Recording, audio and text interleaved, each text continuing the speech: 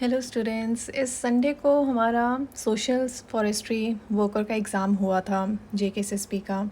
And उसके question paper का आज हम इंग्लिश पोर्शन सॉल्व करेंगे। ओके, इस पेपर में इंग्लिश आपकी आई है from question number 35 to 66। So let's start with question number 35।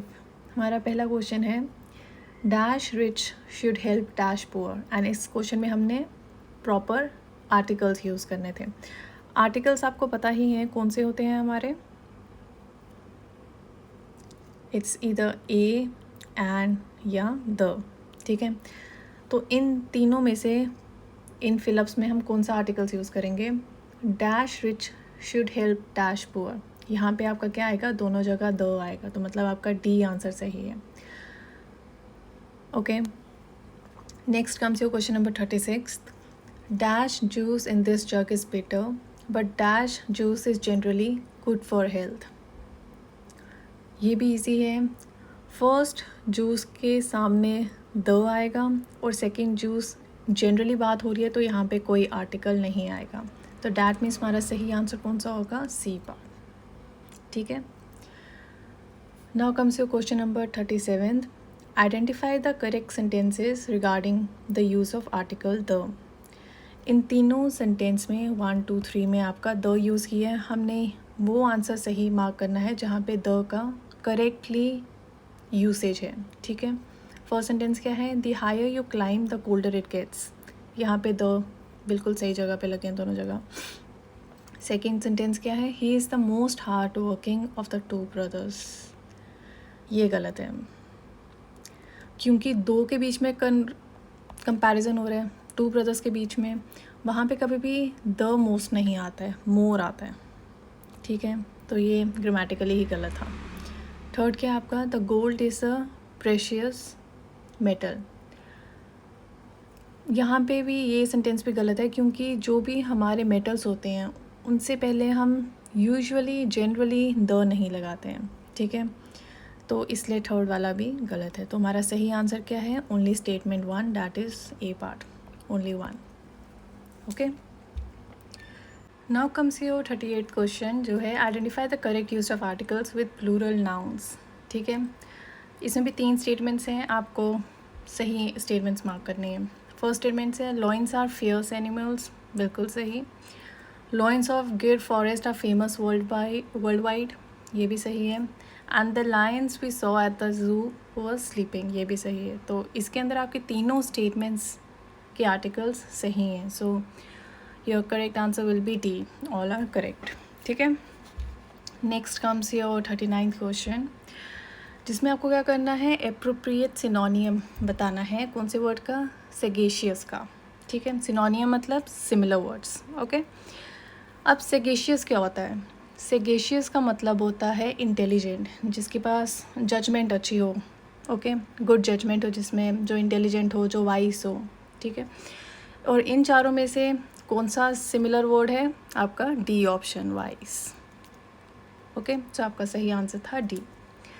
40th question, इसके अंदर भी आपको एप्रोप्रिएट सिनोनियम बताना है, कौन से वर्ड का, चेस्ट का। फर्स्टली चेस्ट का मीनिंग क्या होता है, इसका मतलब होता है प्योर, जो मॉरली क्लीन हो, प्योर हो। ठीक है, एंड इन चारों में से जो बहुत क्लोज सिनोनियम है चेस्ट का, that is your immaculate, a part. Next comes your 41st question.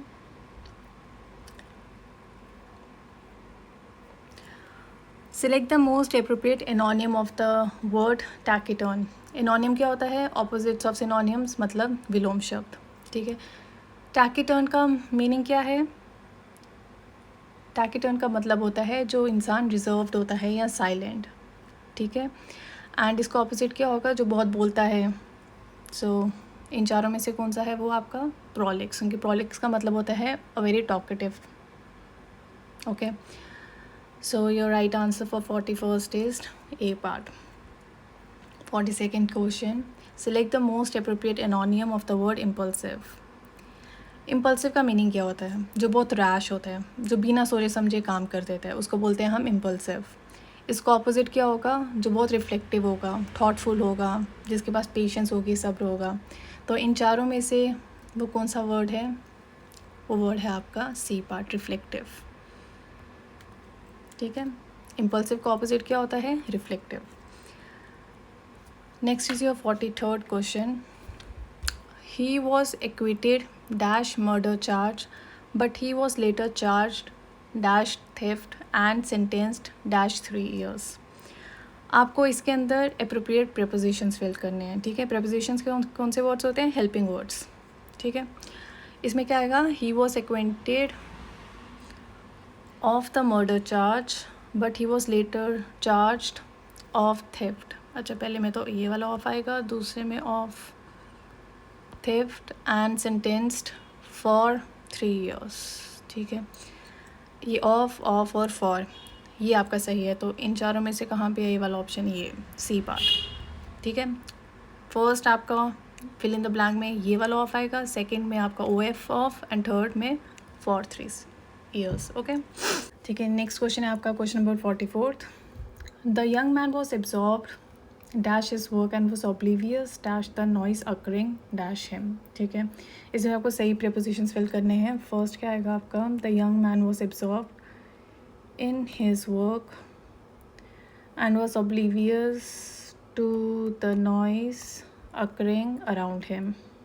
या इसमें सही prepositions कौन से होंगे? in, to और around। सो आपका सही आंसर होगा C part. Question number 45th में आपका आएगा I can not provide you with a loan as I am already beset with financial difficulties and I am answerable to my creditors। आपका सही answer होगा ए part. ठीक है, 46th है while the professors was dash the middle dash a lecture a student broke dash with a question. 46 में आपका क्या होगा? सही propositions, while the professor was in the middle of a lecture a student broke in with a question. आपका सही answer होगा B part. ठीक है, इन, ऑफ और इन आएगा। Next is your 47th question. In the sentence Radha may visit the museum, the word may is a क्या है? ये may आपका ये जो word है मेन वर्ब है, गेरेंट है, ट्रांजिटिव वर्ब है या मॉडल वर्ब है? ये आपका मॉडल वर्ब है। ठीक है, D part. Then comes your 48th question. Identify the sentence where the verb have acts as a main verb rather than auxiliary। इन चारों सेंटेंसेस में आपको हैव देखना है, हैव कहाँ पे? मेन वर्ब की तरह वर्क कर रहा है। ओके, फर्स्ट सेंटेंस क्या है? I have finished my lunch, ये नहीं है। They have been working all day, no. We have a meeting of 10, ये आपका आंसर है सी पार्ट। ठीक है, क्योंकि बाकी ऑप्शंस में जो वर्ब है वो कैसा वर्ब है? ऑक्सिलरी हेल्पिंग वर्ब है हैव आपका। ठीक है, then comes your 49th question. Select the most appropriate option. When Mrs. X was younger, she dash run 5 miles without stopping. Easy, appropriate option कौन सा है? Good. When Mrs. X was younger, she could run. Okay, C part. 50th question. Select the correct spelling for the word meaning. A person who organizes and operates a business. Entrepreneur कहते हैं उन्हें। And इसमें इन चारों में से entrepreneur का सही spelling किस में है? B part में। ठीक है, then comes 51st question. Which spelling is correct for the word meaning a small exclusive group of people. उनको बोलते क्या है? क्लिक कहते हैं। अब क्लिक के सही स्पेलिंग कौन से है? C part, CLIUUA। Okay, then comes 52nd question. An expert जज इन मैटर ऑफ टेस्ट, उनको क्या बोलते हैं हम? कॉनसियोर कहते हैं। ठीक है, एंड इसके सही स्पेलिंग कौन से वर्ड में है? डी पार्ट में। 53rd क्वेश्चन है आपका। The CEO mercurial temperament made it difficult for the staff to predict how he would react to the news. इसमें आपको बताना है मर्क्यूरियल का सिनोनिम वर्ड कौन सा है इन चारों में से। ठीक है, फर्स्टली मर्क्यूरियल का मीनिंग क्या होता है? जो अनप्रिडिक्टेबल होता है। ठीक है, जो कभी भी चेंज हो सकता है, चेंजेबल, अनप्रिडिक्टेबल। ओके, एंड इसका जो क्लोजेस्ट सिनोनिम है वो होता है आपका capricious, C part. Okay, then comes your 54th question.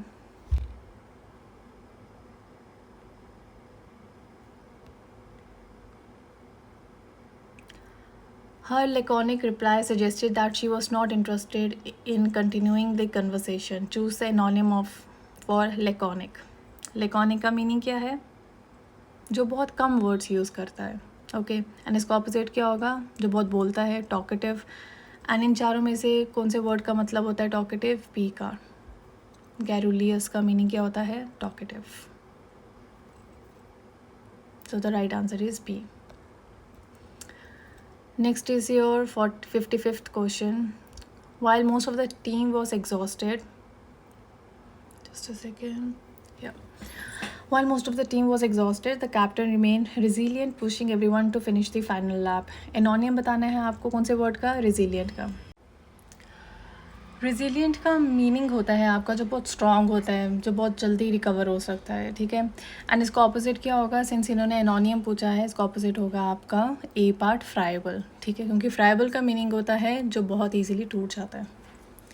ठीक है, नेक्स्ट आपके 56 से आपके जो 59 तक क्वेश्चन है उसके अंदर आपको ये पैसेज पढ़ना है एंड अकॉर्डिंगली आपको आंसर्स देने हैं. ठीक है, 56 क्वेश्चन क्या था आपका? What is the central distinction between commercial forestry and social forestry.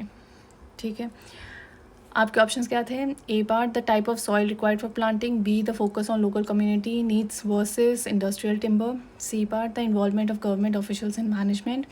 And D part, the geographical location of the forest reserves. And according to the passage जो इसका सही आंसर है that is your B part, the focus on local community needs versus industrial timber. ये था आपके passage में. Okay, 57th question है, how does the author's description of the five Fs serve the overall argument of the passage. It provides a technical classification for botanical study. It illustrates the shift from an industrial priority to a subsistence priority. C part, it highlights the economic profit potential for global timber markets. And D part, it proves that social forestry is more expensive than traditional forestry. And passage में इन्होंने क्या illustrate किया हुआ है? B वाला. ठीक है, जो 5Fs है उसके अंदर वो ये डिस्क्राइब करना चाहता है that it illustrates the shift from industrial priority to subsistence priority. Okay, next is your 58th question. According to the passage, how does social forestry protect traditional forest? By imposing strict fines on villagers for entering reserves. B option, by replacing natural forest with industrial plantations. C part, by providing alternative localized sources for fuel and fodder. या D part, by creating a physical barrier between villages and forest. Passage में क्या था सही answer आपका? C वाला, C part, by providing alternative localized sources for fuel and fodder. 59th question, what is identified as the most critical factor for the success of social forestry? High quality industrial equipment, the speed at which the trees grow, active participation from the local populations, या फिर the amount of government funding allocated. क्या था इसका? ये बहुत easy है. इसका सही आंसर था आपका सी. सोशल फॉरेस्ट्री के सक्सेस के लिए जो मोस्ट क्रिटिकल आपका फैक्टर होता है that is the active participation from the local population. Okay, next comes your 60th question.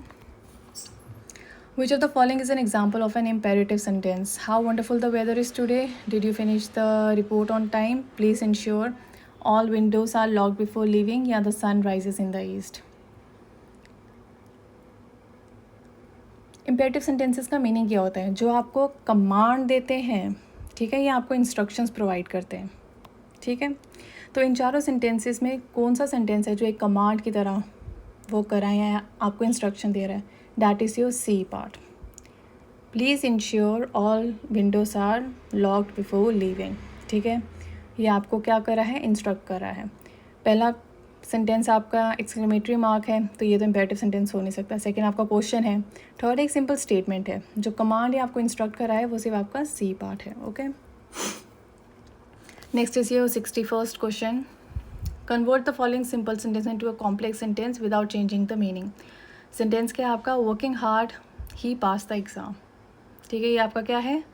Simple sentence है. आपको इसको कन्वर्ट करना है कॉम्प्लेक्स सेंटेंसेस में. ठीक है, कॉम्प्लेक्स सेंटेंसेस आपको पता है ना कौन से होते हैं, जो इसका एक इंडिपेंडेंट क्लॉज होता है बट एक डिपेंडेंट क्लॉज भी होता है, ठीक है, एक सबऑर्डिनेट क्लॉज भी होता है।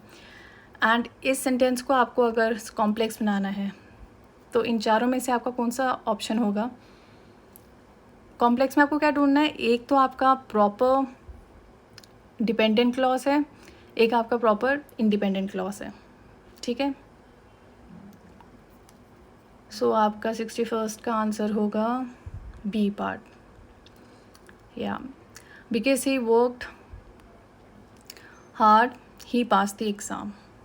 ओके, 62nd क्या है? In the sentence the book that I bought yesterday is missing, the underline part is a या N?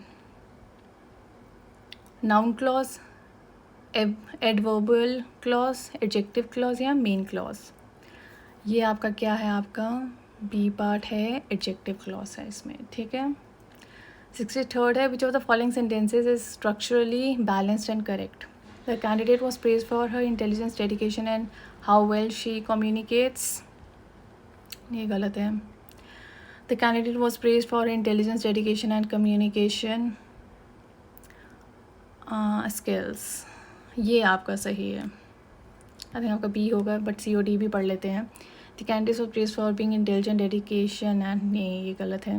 The candidate was praise for intelligence, dedicated and work hard, नहीं ये भी गलत है। तो आपका सही आंसर कौन सा है? बी।